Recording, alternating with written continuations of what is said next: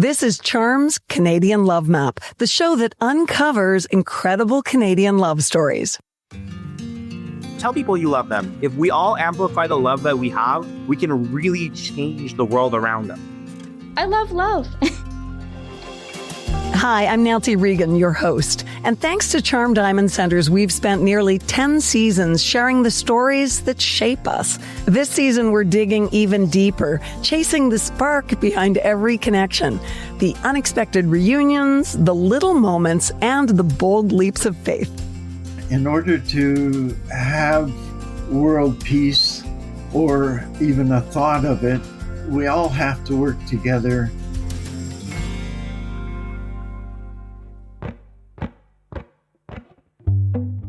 There needs to be physical attraction and flirtation and all of these fun and wonderful things. I'm just saying, don't let those take the driver's seat. Let your brain and your intellect take the driver's seat. Those other ones could be in the passenger seat next, or, in the passenger seats of the car, but they shouldn't be the ones taking the wheel because they're drunk. Right on. They are impaired. They are impaired. Do not let them take the wheel.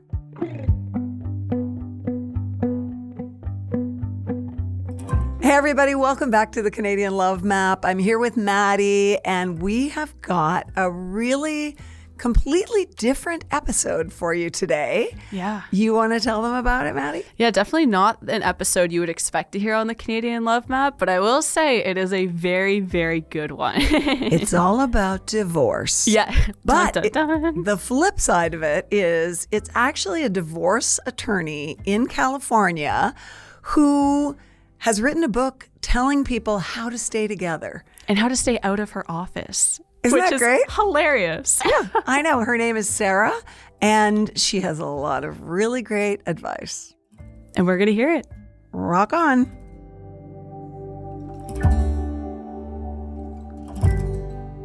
Hi, Sarah. Welcome to the Canadian Love Map podcast. Hi, thanks for having me. I am so curious to talk to you. And it's a wonderful opportunity to look at divorce in a different way. Now, it's a different way for most people, but it's very normal for you to be trying to convince people to avoid divorce. And as an attorney in California, that seems like, surprising. Yeah, it doesn't make sense. Can you explain it to me? I'm intrigued. Yes.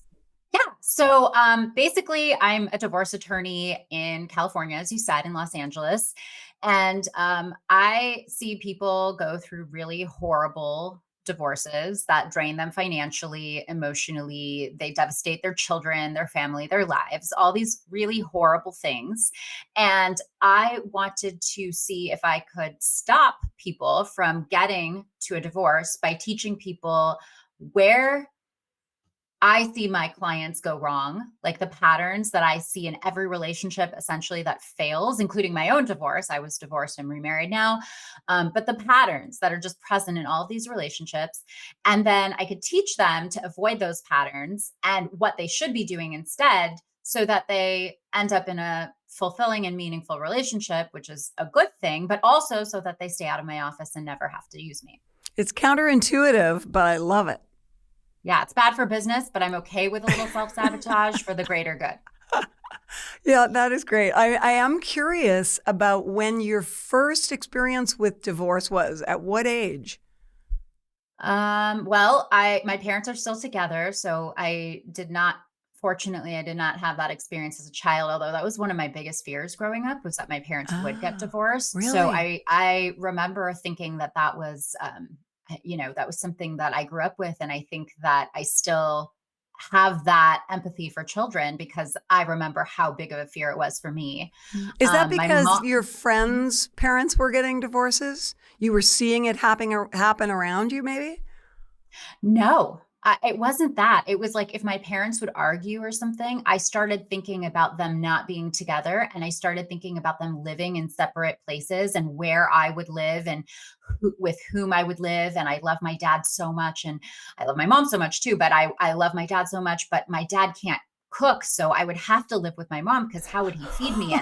And then I would feel so bad for my dad because who would cook for him? And all of these like really, child like thoughts that kind of played out in my brain. Maybe I was a little paranoid or neurotic. I don't know, but that's kind of how I would think of things as I would watch my parents have a normal run of the mill argument. That's amazing and heartbreaking all at the same time. When you think about how kids are so often thinking more deeply than we give them credit for. I was a worrier too, so I really resonate with that. And it's interesting that your parents' experience is now at this stage of your life doing what you're doing on the positive side of your learning ledger. Yes, it's definitely a model of, they have their quirks as any relationship does, but, they obviously work. They've been married for, over 40 years. So they've, I think, close to 50 years at this point. So, they're a success story. What took you into law? I'm sort of an accidental lawyer. I watched Legally Blonde and I was inspired. No, I'm kidding. No. A little bit. You got me. You hooked me. I'm going to be perfectly honest. It did inspire me. I was like, oh, she could do it. I could do it. But amazing. Also, I got out of college and I didn't know what I wanted to be when I grew up. So I thought I would get into law school. It's a good degree to have. Nobody can mess with me if I know the law, sort of thing. And, I would just get a law degree while I figured out what I wanted to be when I grow up. I got out of law school and there was a hiring freeze at both the public defender and the prosecutor's office. And so and that's really the only pathway to private defense work is to work for one of them. So I was like, okay, I need a job. And my mom happens to be an attorney. She knew someone who was looking for a part-time associate. I was like, this is great. I don't want to be that attorney who works the 7 a.m. to like 1 a.m. grind. I'm not looking to work in a big firm. So this is perfect. I can make my own hours.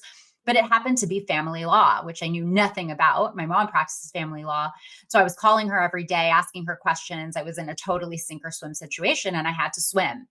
And then I worked for that firm for 5 years. I ultimately left because I thought it was horrible and I hated it. And it was because I wasn't practicing in a way that was fulfilling and meaningful to me. I was practicing in a way that I think, the owner of the firm was teaching me to practice. And I didn't like that. It didn't feel, it almost felt like kind of soul crushing the way I described it. So, because it was motivated by money instead of by purpose. Yeah.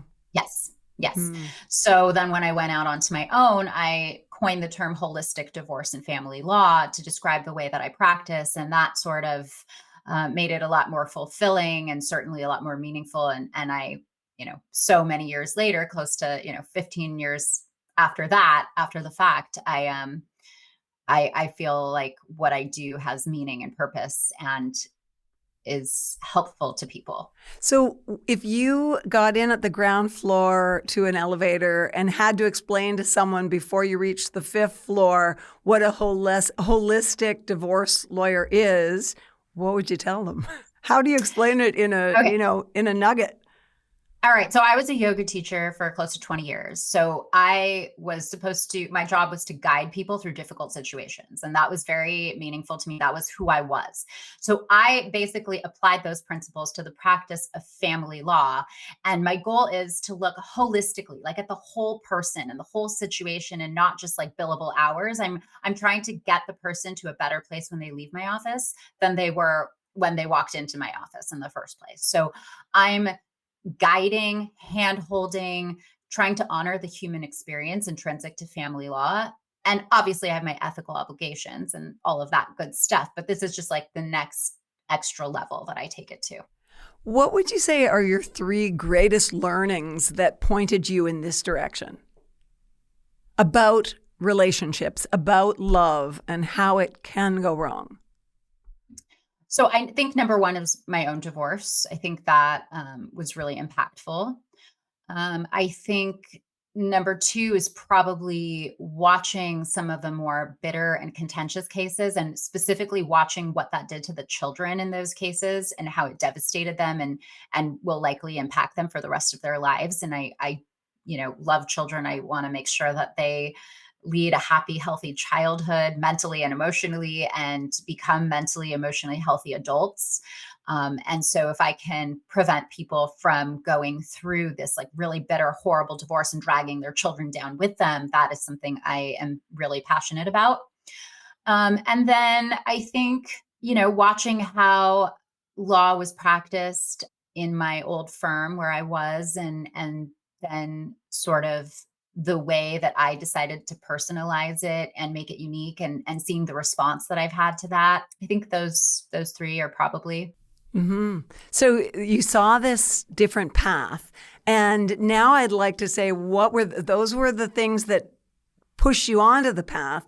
What are the things you are most keen to share with people about how they can do things differently? Does it start at the beginning of a relationship? Is it in the marriage? What have you learned that you share with people? Okay, ideally, yes, it's the start of a relationship. I think people are chronic overstayers in relationships that they should not be in because fear, ultimately, right? That is the biggest thing. We're afraid we're not going to meet someone else. We're not good enough. We're not lovable. This is the best we're going to get. What if, I'm getting older and I don't find someone and my biological clock is ticking? There's so many ways that fear plays out and keeps us trapped in relationships we shouldn't be in. Don't forget about all those external pressures like, oh, why aren't you married yet?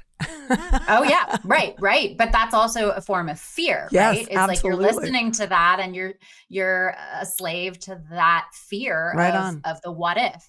So I think that what happens is we go on a first date and we don't ask the right questions and we're not looking for the right things. And then we go on a second date and the same thing happens. And like this person fulfills that need for companionship. And so we justify why we should stay as opposed to acknowledging the reasons we know we shouldn't. And it's easy to end things after a first date or a second date. It's much harder to end them after a month or 2 or 6 months or a year or 2 years, right? And so we end up stuck in something we know we shouldn't be in, trying to justify to ourselves why we should stay in that. And we end up in the wrong relationship. I think that's one of many reasons. Obviously, I think that, yes, there are things that when you're married, of course, there are things that we do that make the relationship stronger or weaker or impacted. But I think getting in at the ground level, that's where it's at. So as a divorce lawyer, I'm going to use that phrase, that's what we're used to in Canada. Do you often see that things have crept out from under the carpet that were swept under there at the very beginning of a relationship? Yes, all the time. It's funny that you use that metaphor because in my book, I actually talk about the rug and how people keep sweeping all the issues under the rug, the red flags. They're hiding under that rug, but eventually the pile gets so big that you end up tripping over it because they don't go away. They're sitting there captured under that rug. So yes, absolutely. I can't tell you how many clients I have who come to me and say, oh, I kind of saw that when we were dating and I sort of dismissed it, or most people see the things, so they see the red flags, they see the doubts, they know them. Their intuition is so loud and so honest, but they quiet it. They say shh because their fear kind of just brushes it aside and says, no, that's just, you don't question this, don't doubt this. Or, the fear says, okay, sure. Yeah, you're seeing that. But if you listen, then you have to do the really scary thing, which is break up with this person. Then you're going to be alone. And then we listen to fear because fear is kind of our protector, right? Fear, we've learned to trust it throughout our lives. Our fear tells us, don't touch a hot stove. Don't jump into shark-infested waters, right? So we learn to trust fear, but fear is really protecting us in the instant moment. It's keeping us alive in that instant moment. Fear doesn't care about us 5 years down the road, 10 years down the road, or over the course of our lifetime. Our intelligence and our intuition do, but we kind of brush them aside. But fear is so much more powerful because it deals with the instant moment. That's who we are in that moment. We are not who we are going to be 10 years down the road. So we're like, that's a 10-year down the road me problem, not a me right now problem. So the reptilian brain that's speaking up in the moment, we just say, no, that's okay. It's all fine. I almost feel like we need to pause so that we can hear all the people who are listening and their inner dialogue going, oh yeah, I've done that. I swept it under the rug. It's a very, as you've discovered, a very common experience. And yet you seeing that as a lawyer and deciding to help people rather than take advantage of it, that's a beautiful thing. And Thank you. I would love to know what else you talk about that. What else do you zero in with people and say, here's what you need to do. Here's how to do it the right way. I'm glad you asked. So in my book, I talk about the 6 F words, which are the fail factors, the reasons, those patterns that relationships fail, right? And so fear is one of them. But the first fail factor, they're all kind of listed in no particular order, but the first one is fundamental values. And I list that one first because to me, without fundamental values, the relationship doesn't have the glue that it needs to sustain it over the course of a lifetime. So when I talk about fundamental values, I'm not talking about superficial interests like, oh, we both love sunshine, which is great, but or we both love long walks on the beach or going to yoga class. I'm talking about things that are so fundamental to you that they almost are like a moral compass, or they define who you are. And they were important to you when you were 16 years old, and they're going to be important to you when you're 60 years old. They're always going to be important, like family or faith, or a sense of adventure, or, being a homebody, or whatever these things are, there are fundamental values. And I think people go into relationships and they don't define what their own fundamental values are. So you need to first define your own fundamental values. And in the book, there are some exercises that I give people to do so they can kind of figure out what their own fundamental values are and how to define them. Mm-hmm. And then your next step is to figure out whether your date shares those fundamental values. And I say, you're treating dating as sort of a job interview. And that doesn't mean it's cut and dry and you walk in with a clipboard and you ask a litany of questions. That's not what we're looking for here. But if you know what your fundamental values are and you know what questions you need to ask to ascertain whether this person shares those fundamental values over the course of maybe 1, 2, 3 dates, whatever it might be, you can get to that pretty quickly. You can figure that out. And if you establish from the get-go that this person does not share your fundamental values, then no matter how attractive, no matter how good in bed, whatever it is, that person is not the right life partner for you. It doesn't mean that you share all like 10 fundamental values, but like 2, 3, 4, you need something, because otherwise, if you decide you're going to have children, you need something that is going to, you're going to have to navigate things in a similar way. You're going to have to navigate life and life decisions. And if you don't want to impart the same types of values, or you don't seek to raise your children in a similar way, then there's going to be dissonance. You're going to be at odds with one another. And having children kind of shines this inescapable spotlight on the problems in the relationship. No question. That is it's unavoidable. So you can kind of skirt by and avoid this no fundamental values or lack of fundamental values, early on in the relationship. But ultimately, once you have children, you are not going to be able to escape that. That is going to be under a microscopic lens. So to me, that is like the thing that you need to establish from the get-go. And people don't take the time to do that because they don't necessarily know their own fundamental values. They haven't just spoken them out loud. They know them. They just haven't kind of identified them for themselves. So they're not going in critically and analytically. They're going in just like lovey-dovey, la-di-da. I'm just, oh, this person's so attractive, or, they're vegan, which might be a fundamental value for some people, but oh, that's so cool, whatever this person is, right? And it's not what you need to sustain the relationship over a lifetime. There's a theory that I've read, which I really found interesting, that the reason we feel that glow of infatuation when we meet someone new is not so much about seeing them, but seeing ourselves through their eyes, because they're seeing us as so sort of bright and shiny and perfect, and that feels good. It sounds to me like what you're saying is that a lot of people, when they go into a relationship, don't really know themselves well enough, haven't given themselves the time and effort to really think about who they are and what they need. I think that's 100% true. And I think a lot of people don't value themselves enough.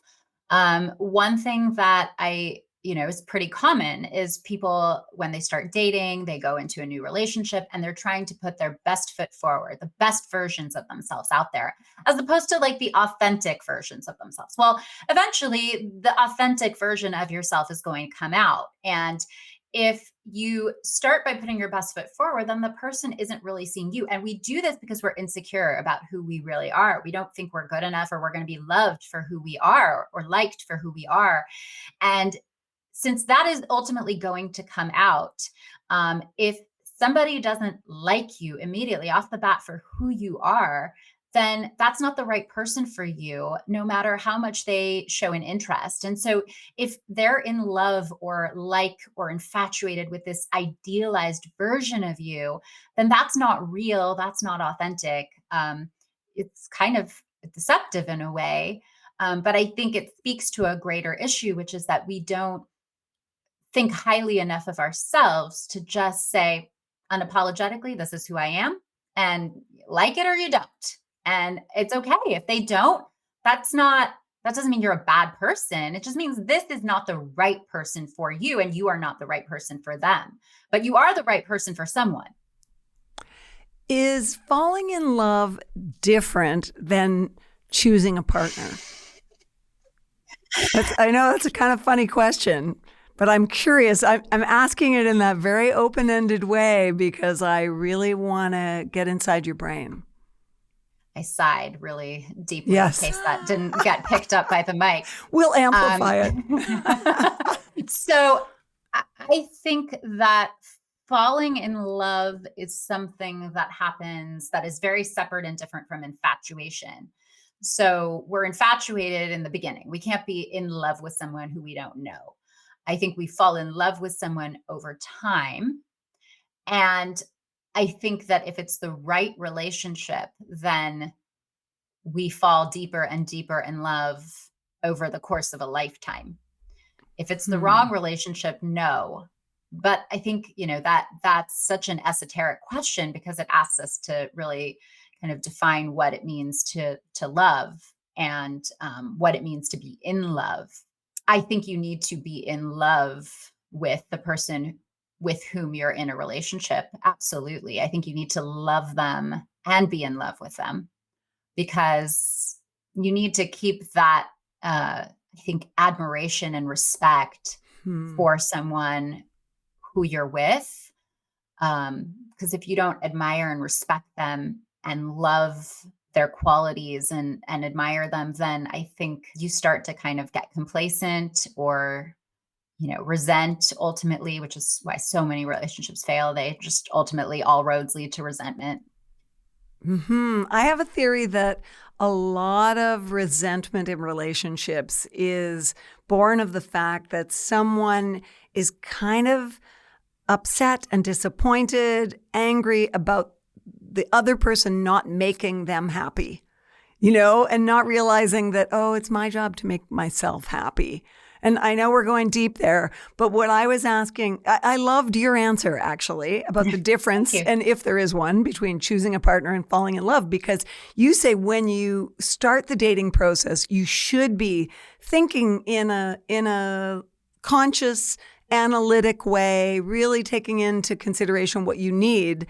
But at the same time, you're not saying take the emotion out of it. You're just saying don't go just with the emotion. Have a little sensibility thrown in there. Yeah, there needs to be attraction. There needs to be physical attraction because obviously physicality and, intimacy and specifically physical intimacy are an important part of a relationship. So there needs to be physical attraction and flirtation and all of these fun and wonderful things. I'm just saying, don't let those take the driver's seat. Let your brain and your intellect take the driver's seat. Those other ones could be in the passenger seat next, or, in the passenger seats of the car, but they shouldn't be the ones taking the wheel. because they're drunk. Right on. They are impaired. They are impaired. Do not let them take the wheel.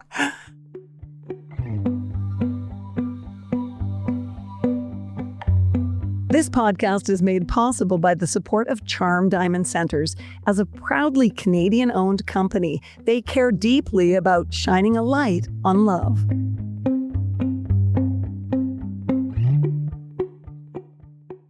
And of course, there are couples who, I count myself in this category, have had a divorce and don't see it as a failed marriage. Do you know what I mean? I'm in that category. In fact, I call my first husband my wasband, and his wife my stepwife. And she is amazing. I always joke that he totally traded up. But no, she's helped raise my children, and people are constantly telling us that, oh, you should write a book. I can't believe what you've done. It's partly luck, because both my husband and I were fortunate enough to meet partners who were not threatened by the family structure. And it really was important for us to keep that family structure intact for the kids, so that, there was not vitriol. I read a lot of articles about the damaging parts of divorce. Anyway, I have good news in that even though I think any divorce is very difficult, it's probably the most difficult thing you're going to do, it can be good with a combination of luck in partners and also hard work and intention to make it good. And I'm curious about what you think in terms of, I read the other day that the divorce rate is going down for the first time in a long time. In the old days, people would just stay in relationships. They would work through problems or sit with problems for a long time, and they'd come into a different season. Do you think there is one better than the other? Is there a benefit to staying for the long term? And you've seen your parents' long-term relationship, for instance. Yeah, I'm going to give you the lawyer answer, which is it depends. That's the famous lawyer answer. It serves me right. For. The shortest answer ever to the longest question ever. No. I mean, I think specifically to your point about the divorce rate going down, I read that too, but I read that was because fewer people are getting married now. So that is probably attributable to that in part, at least. I do think that also people back in the day, and this is just mere speculation on my part, I think that part of the reason, yes, there was this we're getting married and we're going to go through thick and thin till death do us part. And I think that there was a lot more kind of respect for the institution of marriage in that regard. And I think nowadays people enter with oh, well, we could always get divorced. Kind of it's less taboo. So it's something that people do more often and it's more prevalent. But at the same time, I think people were choosing partners very differently back in the day, which is also probably the reason they were able to work through things. Not always, but, I think that people were living, they weren't as transplanted.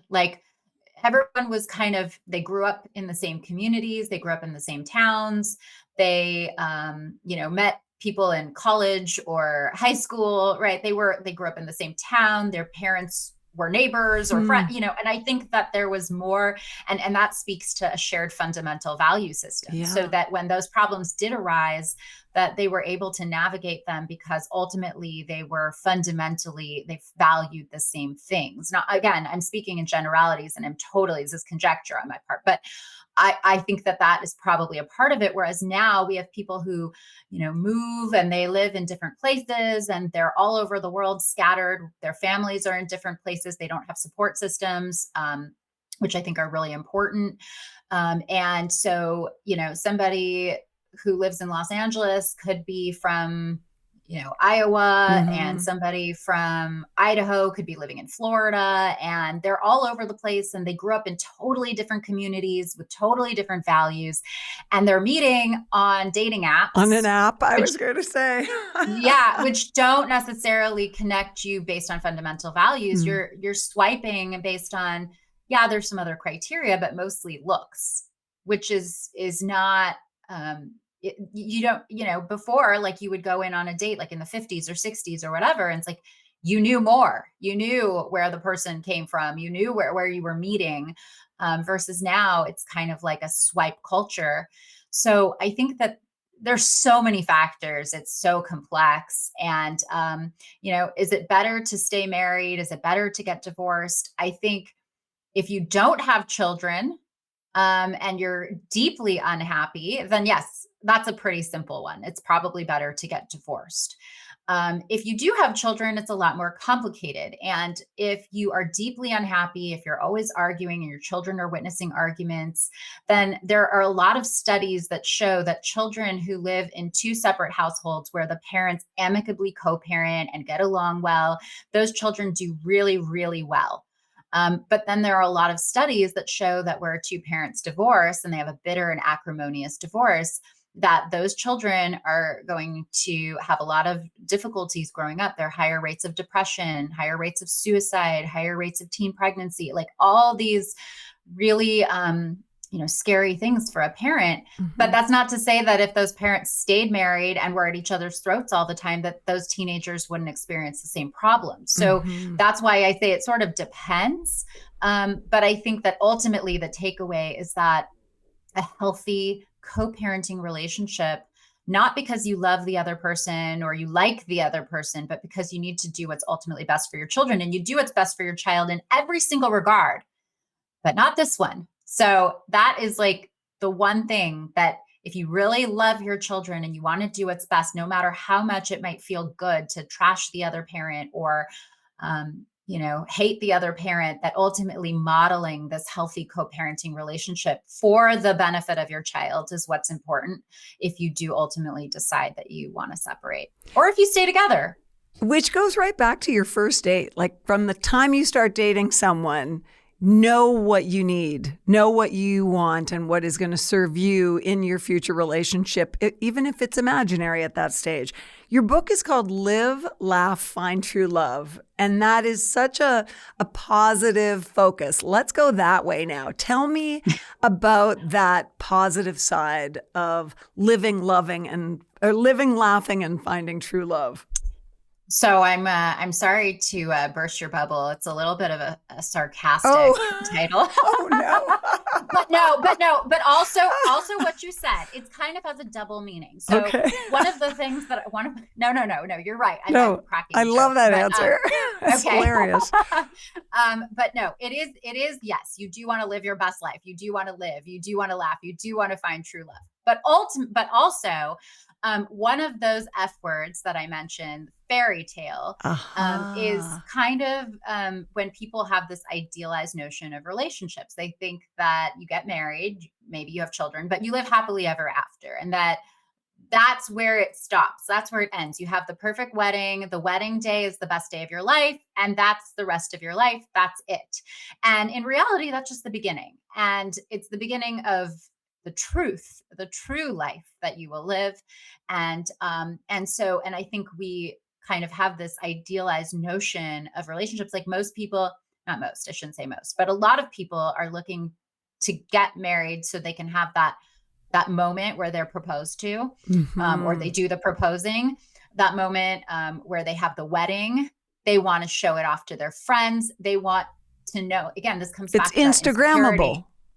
Right. But also that insecurity of know your worth, right? Like you think like, oh, nobody will marry me. So the fact that somebody will marry me is like amazing. No. Mhm. Somebody should want to marry you, but it should be the right person. And your goal shouldn't be to get to the aisle. It should be to get to the aisle with the right person, so that it's not about the wedding day. It's who you are marrying that matters. Mhm. So the title sort of pokes fun at this whole like, oh yeah, live, laugh, love, like kind of culture where it's like we kind of idealize marriage and we approach it with these rosy colored lenses. And in reality, the wedding day is probably the least important day of your life, like not on social media, but like in reality, Mhm. because it's not indicative of the way you and your partner are going to live your lives together. And it's really insignificant in the grand scheme of things, no matter how significant that day might feel to you. Mhm. What is the subtitle of the book? I'm gonna grab it right here. Yeah, show it to me if I you would. forgot. It's a step-by-step guide to a meaningful relationship by a divorce attorney. So Oh, that's brilliant. yeah. So it is really a step-by-step guide filled with lots of like little exercises to get you to think about things and hopefully steer you in the right direction. But the title it's both truthful. I want you to live and laugh and find true love, but also it's a little kind of Tongue in jab cheek. at that culture of idealizing the wedding day and that fairy tale perception of marriage and having a baby and all of these things. So you, I believe, have done a take two in marriage. Yes. How is it different this time? And how are you employing what you've learned? Those are really good questions. I'm going personal, Sarah. No, I'm happy. I'm an open book. Here, ask me anything. So as I said, my first husband is a wonderful person. I will always love him dearly. I have tremendous respect for him. He was just not the right person for me. Our fundamental values weren't aligned. But when I met him when I was 17 years old and then subsequently married him when I was 26, I didn't know this. And I was very fearful because I had no other experiences. And so I was like, well, this is it. And this person loves me. And also I had a little bit of that low self-esteem where I didn't think, somebody else would love me the way that he did. And, so we were just not right for each other. And, after we got divorced, I had several relationships and I was in therapy because I thought that was really important that I figure out where I had gone wrong. Because I think that in a divorce, even though you want to point fingers or even you think the other person is wrong, or even if one person is mostly at fault, still a very dynamic situation that was created by both people in the relationship. I think it takes two to tango, and both people are responsible for that relationship not working out. So I wanted to know what I had done wrong, not only in making the relationship not work, but also in my selection process.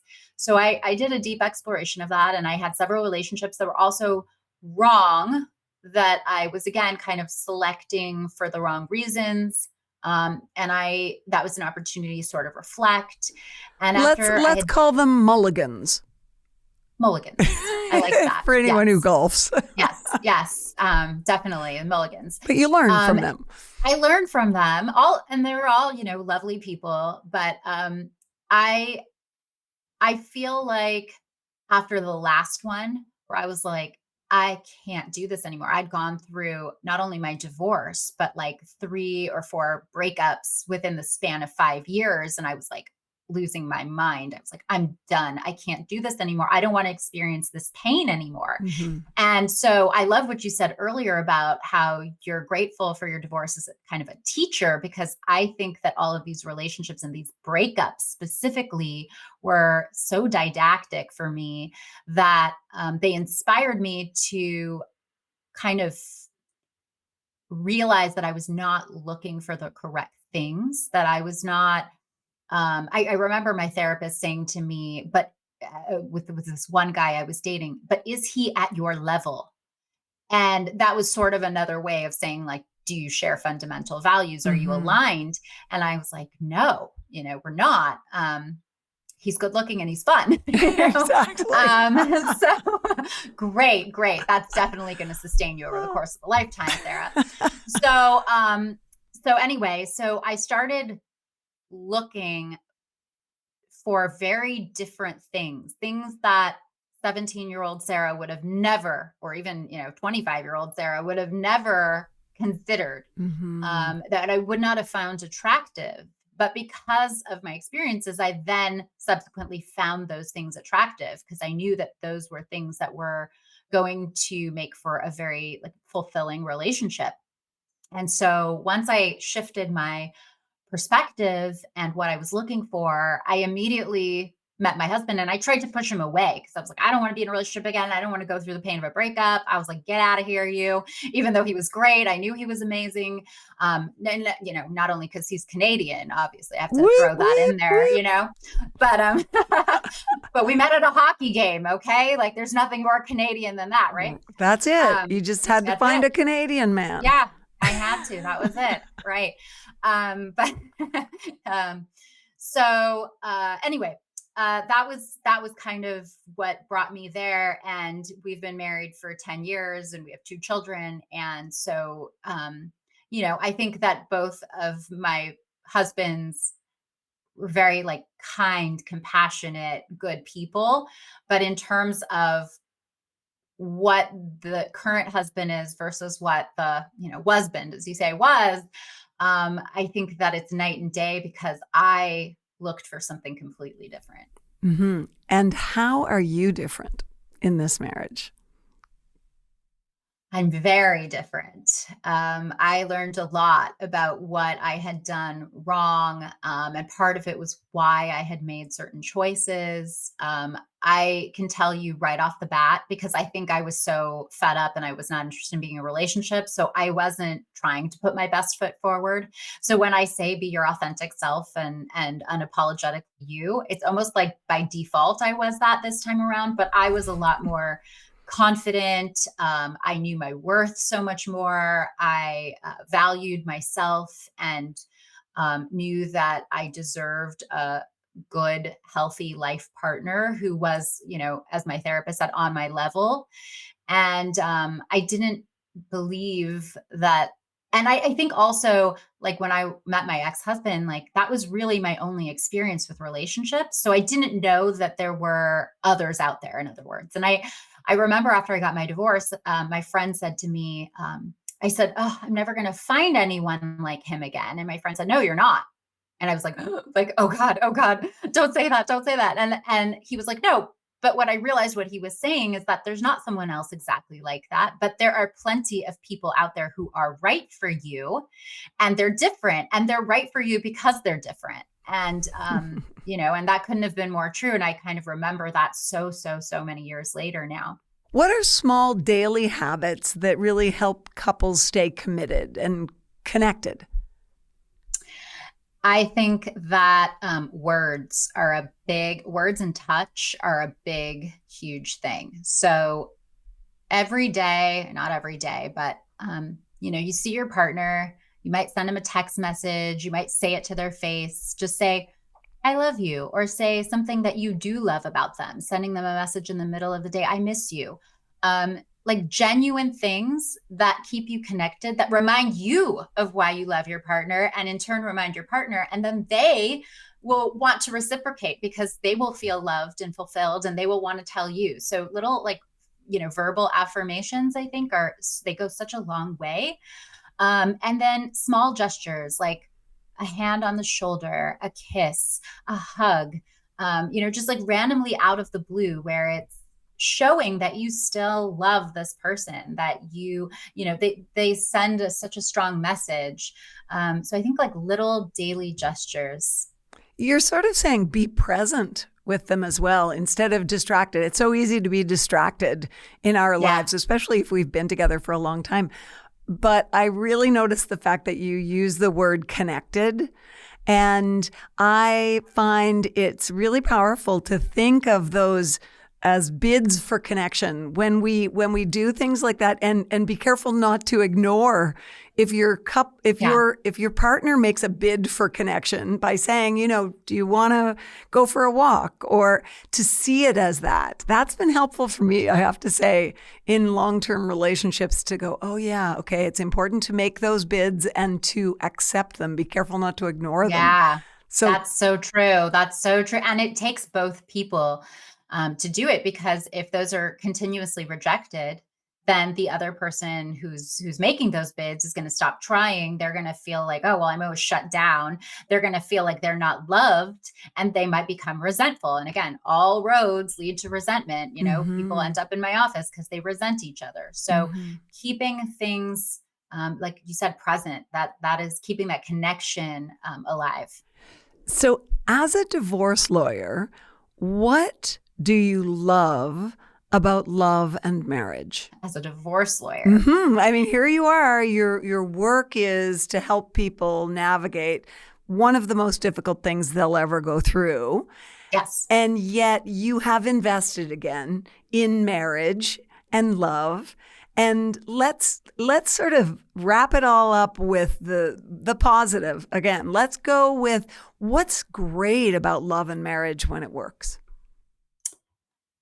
I think there's no greater feeling than to genuinely be loved for who you are, and to also then in turn unconditionally love someone for who they are, and you both just love each other, and you are still who you are. You're still independent people and individuals, but you make each other the best versions of yourselves.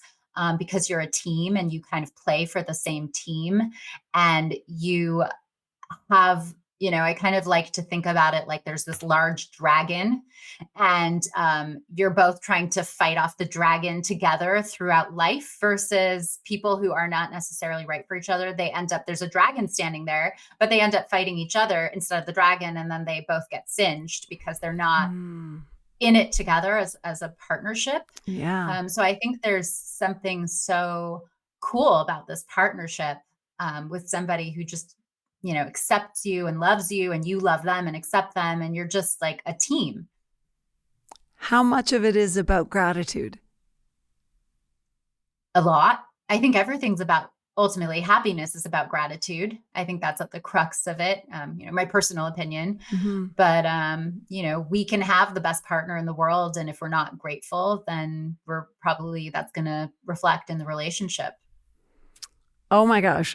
I love this conversation. Thank you. I could talk to you all day. It's a very different subject for us. Our podcast is about love and joy and passion, but it's a really important thing to talk about. And I am really in this place of admiration for you that you took the path you did, which was the unexpected one, the untrodden path. And you forged it, and you're helping, I'm sure, so many people with your book and speaking out in the world. And I'm really glad you took the time to talk to us today. Well, thank you so much. I had a great conversation. Is there one thing you would love to leave people with? If there's one piece of advice that we haven't pulled out of you today, what would it be? Well, to be fair, you pulled a lot out of me, and I think I kind of already said it, but I want to reiterate that people should know their value and know their worth and not settle. I don't think we talked about settling specifically in those terms, but there's a difference between having such high standards that nobody will meet them, and that's kind of a defense mechanism against relationships, versus actually valuing and loving yourself and knowing you deserve the best and holding out for that. Because I think that there is somebody who is right out there for everyone, and everyone deserves to love and be loved in the right way and in a healthy way. And I think that it's worth a little bit of maybe pain and suffering now, maybe breakups, whatever it might be, for the joy and happiness that finding the right person and the right partner will mean later. Yeah, that's a great answer. And just to clarify, because I think I heard you say this earlier, when you said the right person, that's not a reflection that you believe there's only one person out there for each of us. I know that old, really there's don't. one soulmate in the world, and I've got to sort through all of the rejects to get to. No. I mean, I think that that old adage, there are plenty of fish in the sea. I don't think there are plenty, but I definitely think, like what my friend said to me, like, you won't find the same person, but there could be multiple people who are right for you, but just in different ways and for different reasons. And I think people come into our lives at certain times when we need them to come into our lives, and some of them stay and some of them go. But if that person is going to fulfill your soul and your your heart in a way at that moment and what you need, then that's the right person for you in that moment. Thank you, Sarah, so much. You are fabulous. Thank you. You're fabulous. Thanks so much for listening. If you have loved this episode, then why not subscribe, rate, and review Charm's Canadian Love Map? Do you have a love story that you're dying to share, yours or someone else's? Reach out to us at Canadian Love Map on Instagram or Facebook. We'd love to hear your story.